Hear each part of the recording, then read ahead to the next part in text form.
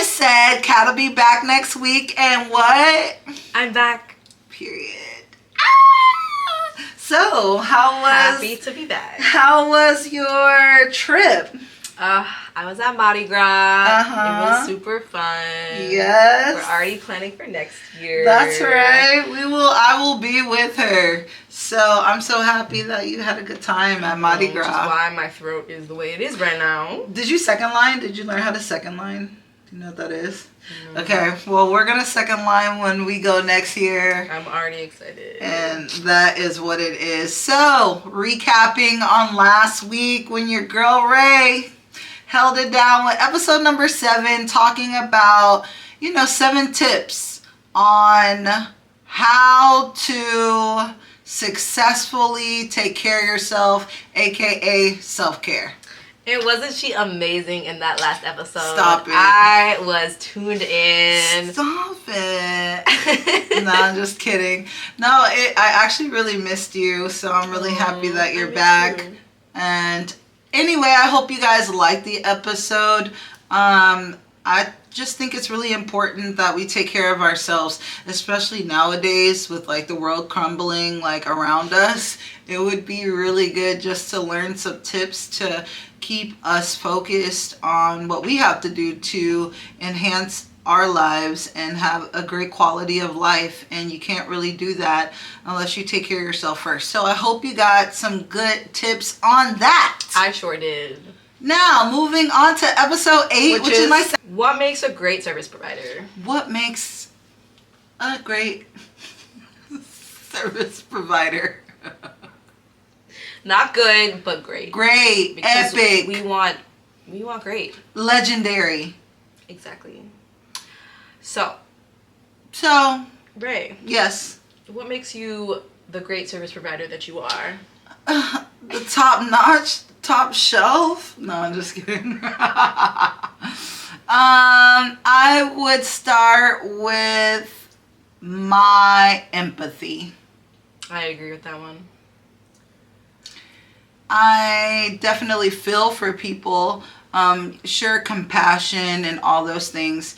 But things kind of hit different if you've been put into a lot of situations that your client has also been in. Like, you've been in those situations as well. And for me, life be lifing, and I've been through a lot. And so I could actually empathize and sympathize with people and kind of problem solve / see where they're coming from. So I think that that's a huge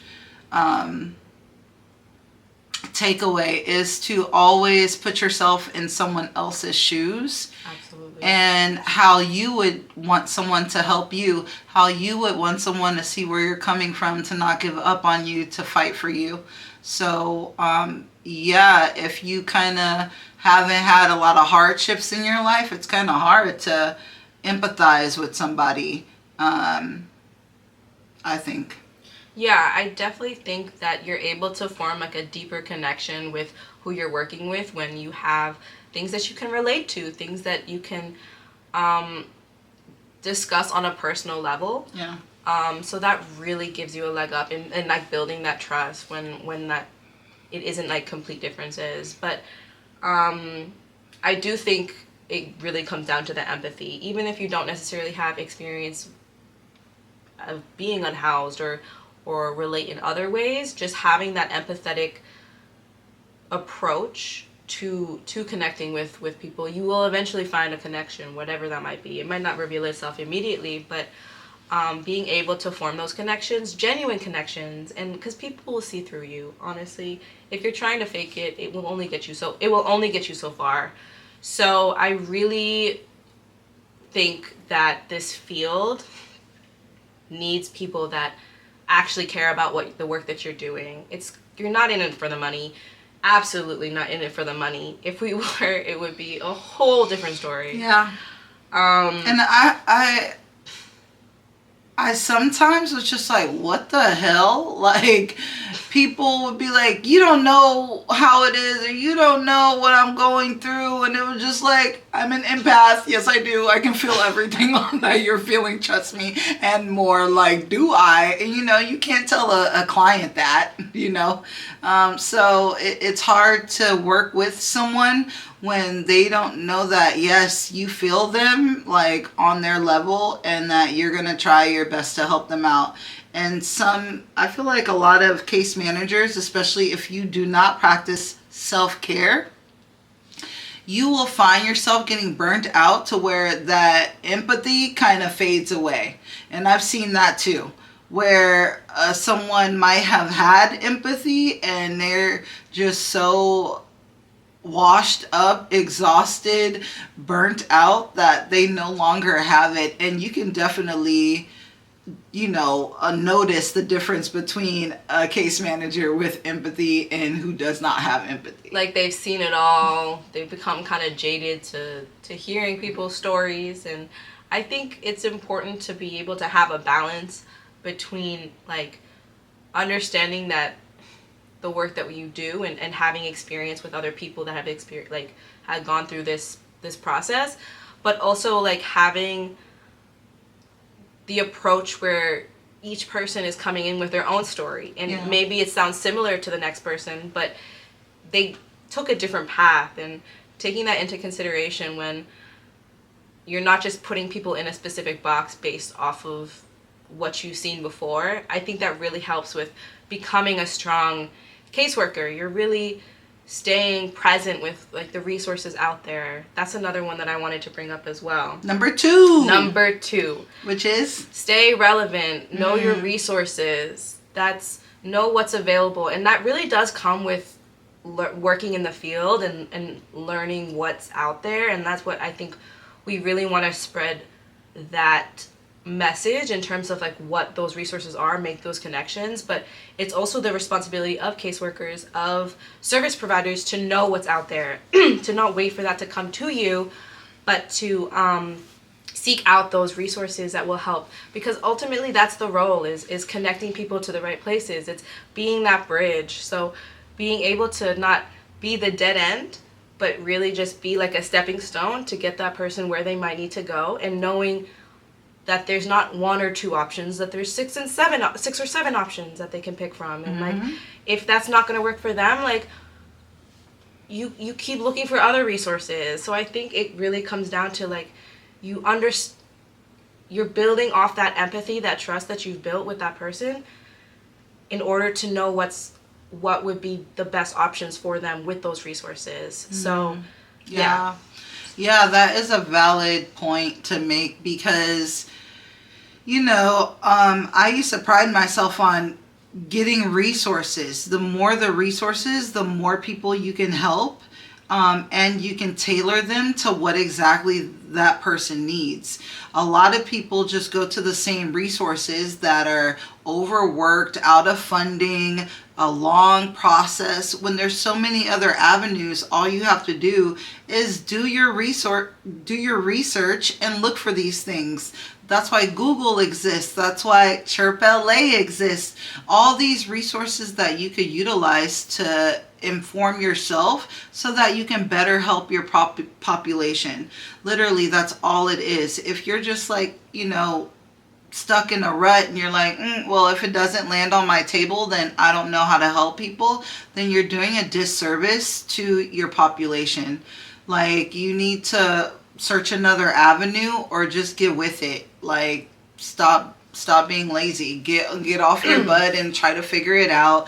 Work with your team. Work with other people that might have resources. Closed mouths don't get fed. So you definitely have to reach outside of yourself to provide for your people. And the truth is, if you're not helping, you're hurting the situation. Say it again. You're responsible for that person's journey to wherever that might be. You've agreed to provide that support. If you're not helping, you're hurting. Yes. So just remember that, like, you're not working with, like, a product. You're working with people. You're working with people that have lives, that have most likely dealt with serious trauma, that need someone to point them in the right direction is really what you're looking for. Yeah. So, because guess what? If these people are on your caseload, they cannot do it for themselves, okay? I want that to be like really clear. Like a lot of case managers, they want to manage someone's life. It's not about that. Like they don't need a manager. They need tools for them to, number one, be able to do it for themselves, but they cannot do it on their own initially. That's why they're on your caseload. So you looking outside of yourself and getting those proper resources are going to actually empower your client, because they're going to be like, wow, you found this for me. And you can be like, yeah, don't gatekeep. Say, yes, I found it, and this is how I found it. So then they could take that later on and be like, wow, my case manager found this for me through this. Let me check and see if I can find something out for me. And so you are, in a way, your actions are empowering. So, again, it's not like this, again, you signed up for this job, but you have a role. You are in charge of so many lives. The trajectory of people's lives, you are in control of that, because you can dictate what avenue they go through to properly get served and change their lives. So no pressure. And I think a lot of people don't realize that so much of the experience and like what you learn is on the job. You're not coming in with all of this knowledge. I definitely did not come in knowing all the resources in LA. I didn't know what I needed to know until a situation came up and I'm like, damn, like I don't really know how to navigate from here. Then you go and you problem solve. You figure out you talk to people, you figure that out. There's many different ways that you can approach it, but it really came to knowing how to ask questions and really look in the right places, ask the right people the right questions, and like you're gonna hit dead ends. Like it's not gonna be a perfect connection each time. Like it definitely takes a few tries with some cases, but the beauty of that is once you've gone through that with one person, the next person that comes with has the same or similar situation, you can then point them in that same direction, and it'll be a lot quicker than the first time around. And you build that up as you go. So it really comes with time, and I think being patient in the role and understanding that you're going to need to have cases in order to build that knowledge or that wealth of knowledge that you get over the years. For sure. Yeah. Thank you for that. Let's move on. Number 3. I'm going to say some trauma-informed care. The biggest one, in my personal opinion. Absolutely. And, some people got it and some people don't when it comes to trauma-informed care. If you're not properly trained on trauma-informed care, if you walk into any job and the environment is unprofessional, most likely there's no trauma-informed care there. I've noticed that providers who get really lackadaisical when it comes to professionalism, meaning they're treating clients like they're the homie too, and there's no break within the professional realm of that relationship, then when a client needs trauma-informed care, that provider is not going to provide that, because they already have just stomped. I don't even know what to do. They farted on it. They literally effed up that the possibility of having that relationship for trauma-informed care there. It's so hard to build up that boundary back up if you never said it to begin with. You never said it to begin with. So that's number 1. Number 2, when it comes to trauma-informed care, you have to identify trauma in order to provide the care. That makes it sound too easy. But not many people do that. But is that right though? It's so honest. You have to first have the intellectual capacity to know, oh wow, this person has experienced trauma. You gotta know what you're working with is really what it comes down to. If someone, let's say, let's give an example. Yes, I think that would be helpful. Sure. I love examples. I'm trying to find like one that's common. Okay. If I have a domestic violence client and they just stepped into shelter, and it's not a DV shelter, it's not a domestic violence shelter, it's a regular shelter with men and women occupying, okay, space within there. And this is a brand new domestic violence client. Okay, and it's lunchtime, and everyone has to stand in line. And maybe I know that some of the men don't know how to act when a new woman comes in. Maybe they get a little close to them, they're going to ask them questions, they're going to flirt with them, they're going to do all these things. And I know that as a provider. And maybe I have some time before that client comes downstairs and people are lining up. You know what I'm going to do? Number one, I'm going to go down there and I'm going to tell the men standing in line that they better not. They will not disrespect the new female that will be coming down the stairs. They will not talk to her. They will not engage with her unless she does it first. They shall mind their business and keep their hands and everything to themselves. That's number one.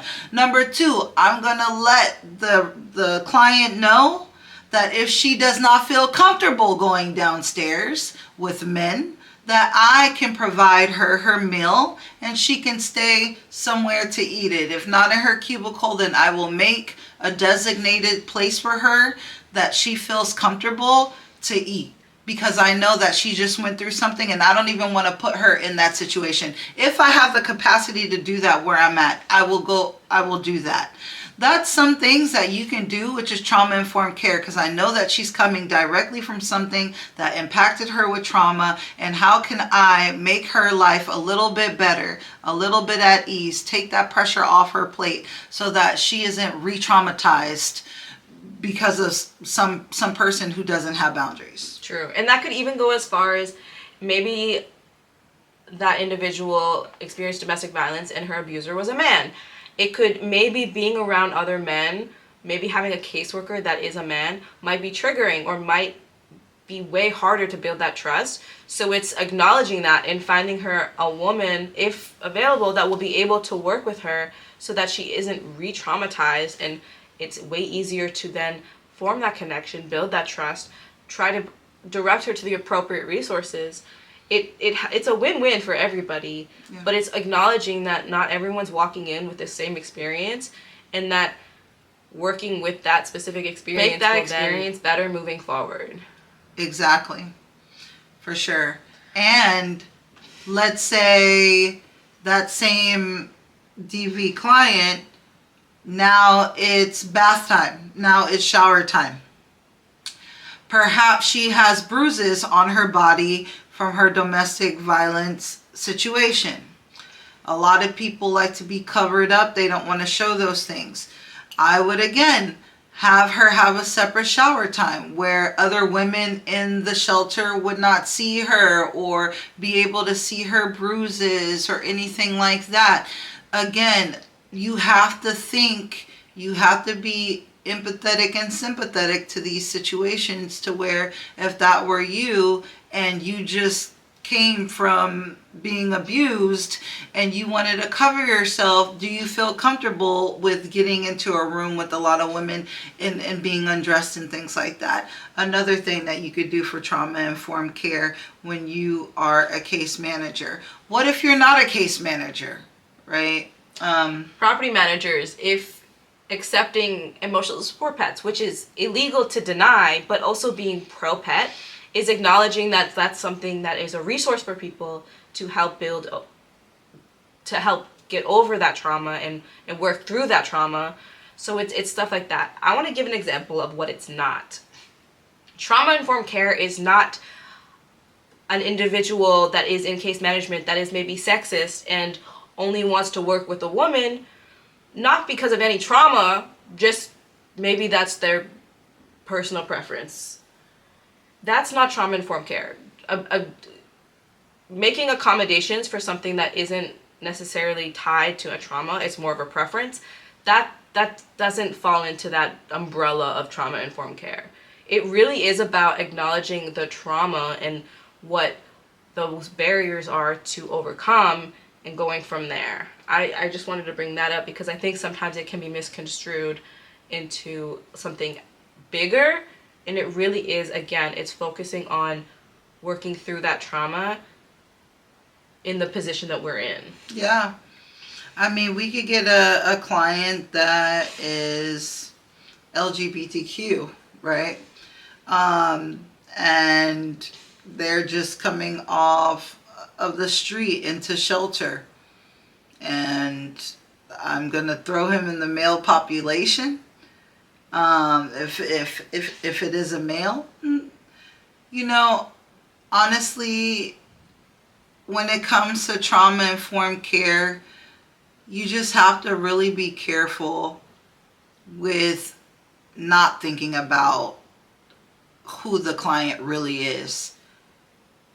Opening up the gates to getting to know a person, going through their intake really fast and not actually giving some time where you're getting to know that person, looking them in the eyes, building rapport, building, asking questions, all these things, then how could you better support somebody with trauma-informed care? Anyone coming off the street, from street homelessness into shelter, needs trauma-informed care. Anybody coming out of their car, anyone coming off of their friend's sofa, it does not matter. Every single person that has experienced homeless and who has not experienced homelessness, okay? Trauma-informed care, again, has nothing to do with homelessness. It's just the majority of the population that you need to use trauma-informed care are homeless because of so much trauma. But every single person on planet effing Earth has gone through trauma. Even if you've had a grandiose life, if you've had a baby, you've gone through trauma. So no matter what it is, like, we have to take in people's feelings and people's traumas into consideration and apply them and weave them into how we treat people, how we treat others. I think that brings us beautifully into the next point I wanted to bring up, number 4, which is having a sense of like cultural sensitivity. Not someone that is quick to discriminate, stereotype. If you are already coming in with this mindset, you are not going to do well in this field at all. What? Surprise! I can't be racist? Unfortunately, no. I'm sorry. You're gonna have to find somewhere else to go. Dang. But truly, like, I'm laughing about it, but That's like, not funny. we see it. Like, yeah. You see how hurtful it is when you have someone working in this profession that has this, and it could be even someone that is discriminating against people that are unhoused, and maybe is coming in with this judgment of like, oh, maybe they're dirty, like, oh, they're crazy, mental health. Like, it could come in so many different forms, whether it's racist, sexist, ageist, whatever that might be. You have to come in with like, cultural awareness, honestly, more than anything else. Like, yeah, you weirdo. If you're gonna be working with the unhoused, racism needs to go out of the door. Bias needs to go out the door. Like, who are you, buddy? Like, excuse the hell out of you. Those people gross me out, actually. And you would think they would know their population and there wouldn't be a lot of people like that, but no, they're out there.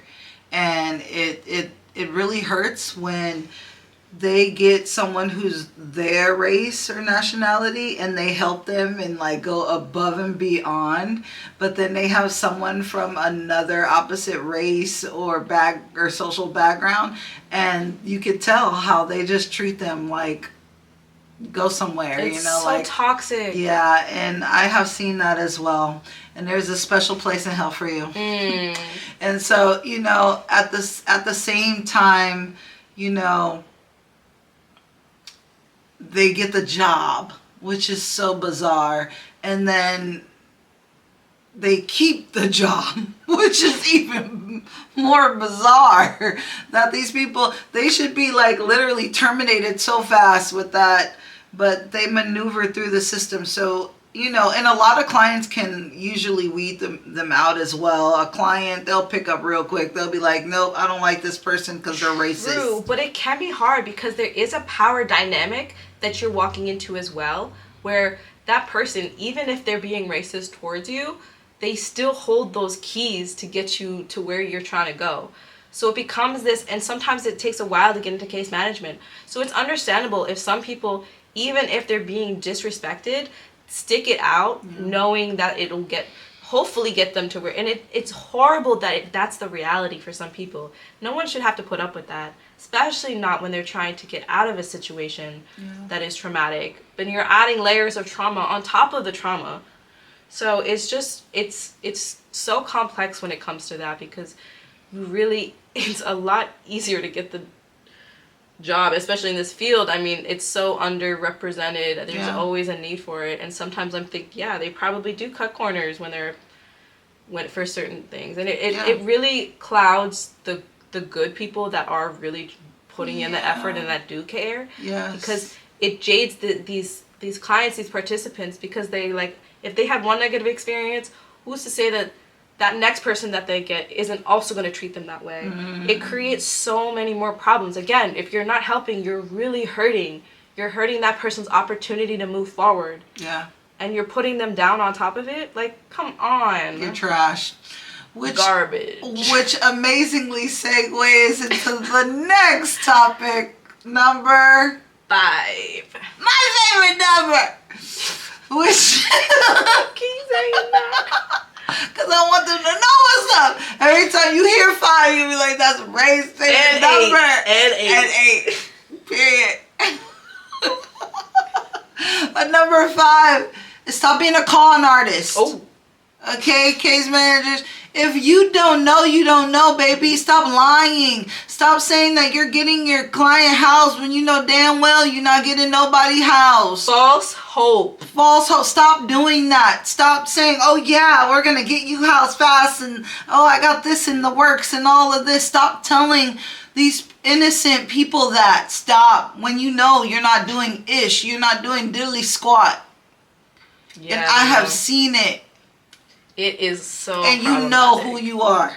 And like, maybe you do have good intentions. Maybe you're just trying to keep their hopes up, but it's not gonna keep their hopes up. No. When that time comes and you haven't delivered on that. No, who are you competing with, baby doll? Because at the end of the day, if you see your team and other case managers around you housing, and you just want to live up to with the Joneses and be like, oh yeah, me too, when you know you're not, you looking crazy, because everybody knows it. Because guess what? You actually have to house that person, so people are waiting.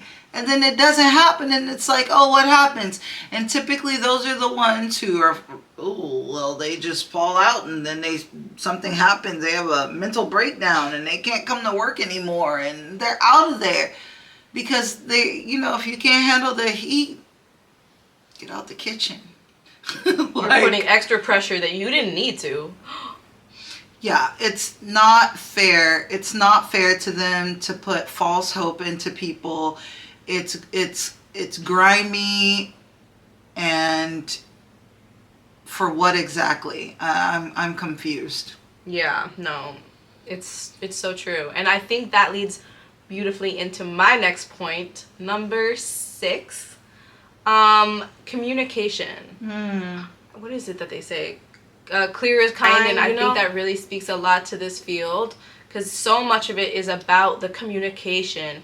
If you're trying to work alone, you are not going to get as far. because you learn about what's out there and how to support by talking to your peers, by communicating with your team, with your supervisor, with whoever that might be. When we're able to kind of come together and share those resources, it makes it so much easier. And that comes with communicating, picking up the phone, calling to see if that resource works out, not waiting for that email. Building those connections, being kind right off the bat, and building those relationships, those professional relationships and networking, that comes with the communication. That's one aspect of the communication. The other aspect is the communication you have with your client. Be respectful. Treat them with the trauma-informed care, the understanding that they're probably not going to be responding in their best light because they're not in the best situation. Right. So being aware of that and keeping your communication professional, not taking things personally, being honest with the situation. Yes. Because truthfully, if things don't work out, if that housing opportunity is missed, it is way more important to communicate that when it happens in a professional way than to try to dance around the subject or if you're like scared of that reaction, to avoid telling them for a while, because it makes it harder down the line. So being very upfront and being very realistic about what the situation is, that comes with the clear communication that you have, and setting that tone right off the bat, because that really will help keep it consistent throughout the time. Yeah. If you create a professional space, it's more likely they'll match your energy. If you keep it casual, which that definitely works for some people. I mean, reading the room is so important, but being able to find whatever communication path that is, whatever works, making sure to stick to that. That's so important. No, absolutely. And that builds trust. Yeah. With your client, and that's what you need. They don't trust you, they're not going to deal with you. They're not going to be doing what you ask them to do, and think that you know the right path for their lives. They're not going to care about you.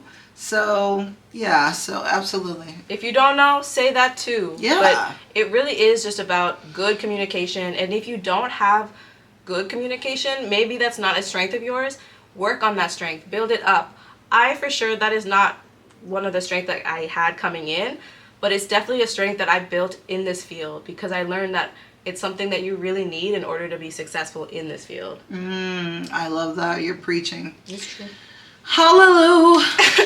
Next, number 7. Number 7, please be a freaking advocate. Fight. And fight. It's okay to go above and beyond for your clients. That's not looked down on. Yes, it is. I got destroyed. It shouldn't be looked down on. Please don't do the bare minimum. You know what? Honestly, I actually got an award for best advocate as a case manager. I bet you did. You were there. I know. You saw what I got? Don't let me pull it up. I go get it. No, it's in my office. Why did I get that award? Because I did not care who got in the way of my client being seen, getting a sandwich, being treated with respect outside. I did not care. I went above and beyond. Once you got on my case, though, it was like, welcome to the mafia. Like, you and me, like, whoever mess with you, they're going to be lying with the fishes, you hear me? Because I'm going in the trenches and I will fight for you. And my colleagues did not respect this. Initially, everybody was like, who the hell does she think she is? Coming up in here, she's a new girl and she's running. Absolutely, because I took my job serious, and I was like, dang, like, okay, I'm in charge of helping these people get off the street, help them get off of drugs, help them find themselves again, whatever the case was. And so, yeah, if somebody tried to be a roadblock in this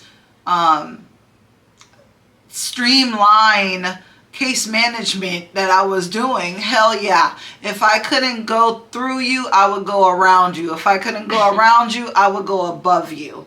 And that was no disrespect to whoever it was. I just saw that they were in the way of this person getting to where they had to go. And it was for their own trifling, ignorant reason. And so then that made me fight even harder, because there's a lot of internal barriers that case managers have to go through. It's not like, oh, let me get this for my client, or let me go here and do this. No, we get pushback. People tell us no. People say all types of things, and we have to figure out and brainstorm and problem solve around those things. So being a case manager, it's not like you're getting everything you're writing off.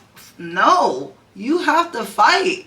And so I took that upon myself. With advocacy comes responsibility. So if you are a true advocate, you're taking a bunch of stuff on that you don't even necessarily want to do. But you have to, because it's going to help this person that can't do it for themselves. Yeah, and oftentimes, like, we're working with people that don't have much of a support system. They don't really have family that's there to advocate for them in the ways that I think we're lucky that we do have in some ways. So I think recognizing the value that brings, even if it's as small as writing an advocacy letter, or maybe just validating what that participant said, it goes so far, because it shows that that person's not alone, that they have someone that can vouch for them, that can say, yes, like, they are struggling, and these are the ways that they are really amazing, and this is the ways that they can shine. It's putting that opportunity out there in ways that sometimes people don't know how to advocate for themselves. They've never learned. No one's taught them. So being able to show people how to advocate for themselves, that's something I learned in this field as well. I became such a strong advocate for myself, learning how to be a strong advocate for other people. And I think it really shows how amazing this position can be, because you learn so much more. So yeah, it's really just about recognizing that value of being an advocate and being that person supporting, because that's what we're doing. It doesn't help to be criticizing that individual or working against them, because you're partnered with them to help them achieve those goals, whatever that might look like. So yeah, advocacy is a really, really great point. Yeah, and that means if you see a housing opportunity and a client, oh wow, I do have a client that might be perfect for this unit or whatever. Again, advocacy, fighting for that unit, reaching out to whoever is the landlord, whatever you have to do, reaching out to your housing navigator, whatever you have to do to get that person into that unit, going above and beyond, making sure that client has their proper documentation, and then fighting for them to get into that unit. That is advocacy. Okay, if a client is about to get kicked out of a program, maybe they aren't doing something, or maybe they had a behavioral concern or something, going into the trenches, going to your supervisor, your director, if you have to, and fight for your client not to be kicked out of the program, reassuring that you will be hovering over them with mentorship to make sure that they get through the program successfully. Again, another avenue of advocacy. There's so many different avenues of advocacy that you can do, and so yeah, again, pretend like that person is a family member. That helped me. Like, dang, how can I, what if that was my mom or my sister or my brother? What would I do? That'll increase some of your workflow for sure, just trying to help that person. So and it's so rewarding to be an advocate and know that you are making a difference just for simply being you and reaching out and doing something, the bare minimum, to really impacting a person's life. So good on advocacy. Nice. Next. Last point I want to bring up is number 8. Number 8. I think this applies to any role, but is so important for the success in this one, which is time management. This is such a flexible position to be working with clients because you set your own schedule. You build that up. You decide what it's really, the responsibility is on you for figuring out what path that takes. And everyone approaches this differently in this field for sure. Everyone has their own style that works best for them. But I have seen people fail in this field purely because they were not able to manage their time in a way that was able to juggle all of your responsibilities. You have so much you're responsible for. Case notes, meetings with your team, scheduling appointments with your clients. You're supposed to see them for a certain amount of time each month. Your caseload could range anywhere from like 50 to like 100. It can really range. So being able to have a full understanding and grasp on your caseload so that no one falls through the cracks, everyone's getting the right support that they need. If you're struggling, knowing who to turn to, how to reframe that time management, reframe that schedule, because that's something that can either really benefit you or really hurt you. I am someone where building my own schedule really works well. Being able to build my own schedule, I like the flexibility. That doesn't work for everybody. So it's really finding out what works best for you. But it really is make or break in this position is really like the time management and making sure you do account for everything that you're responsible for. I love it. Number 9. Number 9, I am going to say, make sure that you go to work as a case manager. I know they give us vacation time, PTO, all that good stuff. I don't care. You cannot be consistent with the caseload if you're always out, if you're always out sick, if you partied the night before and you're coming in. No, like what is that doing? How is that helping? And so many case managers get the job and then where do they go? Like, where are you all going? And if you do go, please, warm handoff. Please give monumental case notes to where somebody can go in and pick up where you left off. Make sure that you're putting in the steps in which you've taken so they're not redone all over again and wasted time. Set up the next case manager with success. If you don't like the job, if you've gotten to know some, loophole that you don't necessarily have to get fired, but you also don't come to work. A lot of you keep your jobs and you don't go to work. Bless you. I don't know how you're doing it, but you're not doing any help to this population or the case managers who are there trying to pick up your pieces. Yeah, it honestly just stalls things for your caseload because, yeah, someone might come in and try to cover your caseload, but they're not really progressing your caseload the same way that you would be progressing your caseload because that caseload becomes their secondary caseload. Their priority is always going to be their own caseload. So realistically, like, yes, take your time off that you need, but make sure that your clients are set up and that things continue to move along and that there is someone that will be able to continue things along and know what to do. So that when you come back, things have progressed. It's not waiting for you to come back to the work because I think oftentimes, sometimes people do get scared to take off vacation because they know nothing's going to happen. So like me. Exactly. So it's like, it's not fair to the people that are sticking around the whole time because they're scared that no one else is going to be able to support them when they do leave. That's just not a good work environment. You need to know that your team will be able to support you because everyone deserves to take a vacation. Not one person take a 6-month vacation. Period. Pretty much. Yes. And that takes us to number 10. Our last one for today's episode. Ding, ding, ding, ding. And that is the one I think also really matters is you have to want to be there. You have to love the work you're doing. You don't have to love it every day, but you have to care. This isn't a position that you can really coast by. You really have to be invested in wanting to support the people that you're working with and support your team as well. You need to, we've provided so many tools for how to be great in this field, but it really comes down to wanting to be there.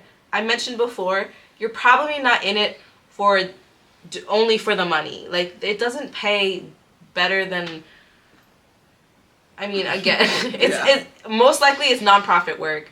We're not living in like luxury apartments or anything like that. Obviously, we're advocating for more pay always, but the truth is you're there because you want to get paid for something that you also want to be doing. I don't know if that makes sense, but yeah, no, totally. yeah. My 2 cents in this is you have to love what you do. How could you possibly get up every day and hate your job? Because guess what? If you hate it, everyone else is going to know you hate it. You're going to bring that energy to work. You're going to bring it to your caseload. You're going to bring it to your clients. And that becomes toxicity. And who wants to be the wet blanket? Who wants to like be the one that nobody wants to be around? And you really have to say, okay, do I want to spend my time helping others? Because that's what you're doing. It's a selfless job. So you have to love it, because you're going to give your all and you're going to give all of you into it. So please make sure that you love this work and that you really stand by it and you believe in it. Because otherwise, you're just being another toxic realm in something that's already so heavy and so deep and so dark as it is, that you have to love it so you can be the positive light, so you can be the happy face, so you can be the one who is reassuring and giving your clients hope. That's what it equates to. Yeah. Like, so you have to love this work, or if you don't love it, then get the hell on.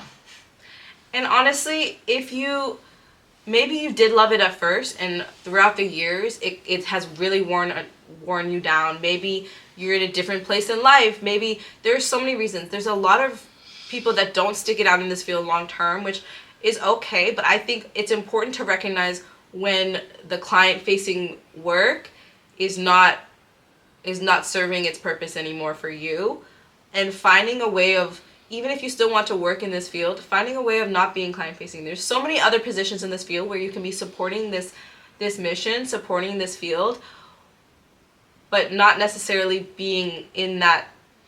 Yeah, because a lot of you are so horrible with being client facing. And you could still be in this field. And that's why I think opening up that space and recognizing when it has reached that point where it's not really serving the best that you can, and making that career change. It's not even a career change. It's really just like a redirection and moving up to another or a different position. Yeah.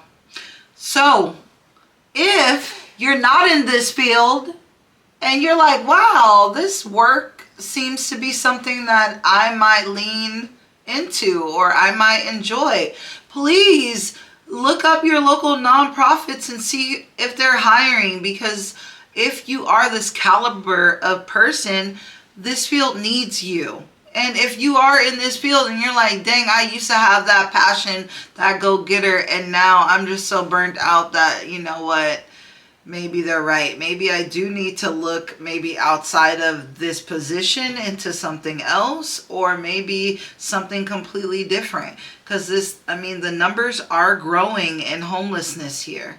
And now the resources are depleting. So don't need a college degree to do this. If you have lived experience, but it'd be awesome if you did. Oh, absolutely. It'll get you further. Yes. If you have lived experience, that serves as such value as well. So I think taking that into consideration, if you're not sure, you just want to get like your foot in, try volunteering at like your local access center. Try volunteering at a shelter. I started working part-time at a shelter, at a domestic violence shelter. I worked evenings sometimes. Like, it was really finding that way of learning, just learning the basic ropes, and then from there, it's a stepping stone to where you really want to work in. So the more you do, the more you learn, the more you grow. So I think just knowing if you do have that interest, we'll post a lot of, or we'll post some examples of some places you can start on our website. So definitely check that out. And yeah, I think that really covers it for this episode. I think so too. And I hope you enjoyed these 10 tips on how to become a better provider, a better case manager, a better human. Yes. And if you have others that we didn't mention, feel free to add them. Comment. There's definitely way more that we did not cover. For sure. These are the ones that I think speak to us the most, the ones that we try to embody in our work, the ones that really we've seen lead to such success. And I think it's just about sharing those resources, sharing that knowledge. It really helps. Exactly.